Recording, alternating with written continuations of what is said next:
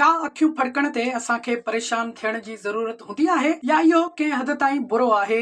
हूअं त इन हवाले सां मुख़्तलिफ़ ख़्याल मौजूद आहिनि। चयो वेंदो आहे त अखि फड़कण कुझु सुठो या बुरो थियण जी निशानी आहे, पर अहिड़े ख़्यालनि खे नज़र में रखंदे तिबी साइंस इन बाबति छा थी चवे? यानी जेकॾहिं अव्हां सां ईअं थींदो आहे त छा इहा कंहिं बीमारीअ जे ख़तरे जी निशानी त न आहे? सुठी ख़बर आहे त कॾहिं कॾहिं ईअं थींदो आहे ऐं इन हवाले सां फ़िक्र करण जी ज़रूरत न आहे। बर्तानिया जे कैम्ब्रिज यूनिवर्सिटी जे एडनब्रुक हॉस्टल जे डॉक्टर कॉर्नियस रेन मूजिब मुख़्तलिफ़ सबबनि जे करे अव्हां जूं पिंबड़ियूं लाॻीतो फड़कण लॻंदियूं आहिनि। हुन चयो त इन जे आम सबब खे तिबी ॿोलीअ में ब्लेफरोस्पाज़म या BAB चयो वेंदो आहे, जेको पिंबड़ियुनि जे पठनि जे सुसण जो नतीजो हूंदी आहे। संदसि चवणु हो त घणो करे इन जो तजुर्बो कंहिं बीमारीअ खां सवाइ थींदो आहे ऐं जेकॾहिं हिकु अखि फड़के त इन खे मायोकीमिया चयो वेंदो आहे, जेको घणो मामूली आर्ज़ो आहे जेको पाण ई ठीक बि थी वेंदो आहे।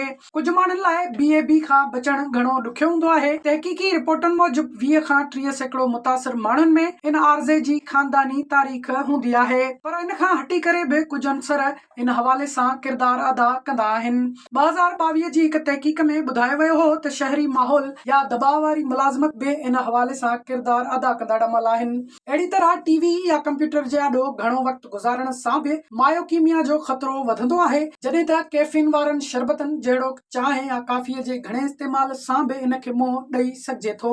डॉक्टर कॉर्नियस रेन ॿुधायो त मायोकीमिया जो आर्ज़ो कुझु वक़्तु, कुझु मिंटनि, कुझु कलाकनि या ॾींहंनि में पाण ई ख़तम थी वेंदो आहे। जेकॾहिं अव्हां इन खां बचणु चाहियो था त कैफीन वारनि शरबतनि जो इस्तेमाल घटायो या पंहिंजे दबाव में घटिताई आणण जी कोशिश करियो।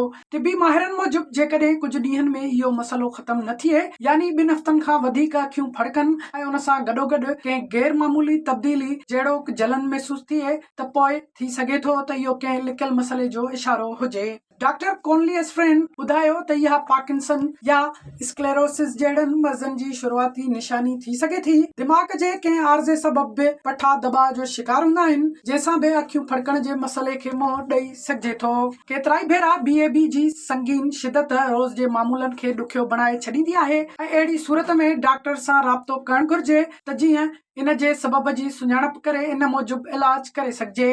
कॾहिं कॾहिं अखियूं फड़कण ते डॉक्टर सां राब्तो करण जी ज़रूरत नाहे हूंदी, पर कुझु आम तरीक़नि ते अमल करे अखियुनि जी गॾियल सिहत खे बहितर बणाए सघिजे थो। जेकॾहिं अव्हां स्क्रीन जे आॾो घणो वक़्तु गुज़ारींदा आहियो त हर 20 मिंटनि बाद 20 सेकंडनि ताईं स्क्रीन तां नज़रूं परे रखो। माहिरनि मूजिब स्क्रीन जे आॾो अखियूं चिंबड़ण न विसारियो। हैरान कंदड़ तौर ते स्क्रीन जे आॾो घणा माण्हू ईअं करणु विसारे छॾींदा आहिनि। अखियूं चिंबड़ण अखियुनि लाइ फ़ाइदेमंद हूंदो आहे।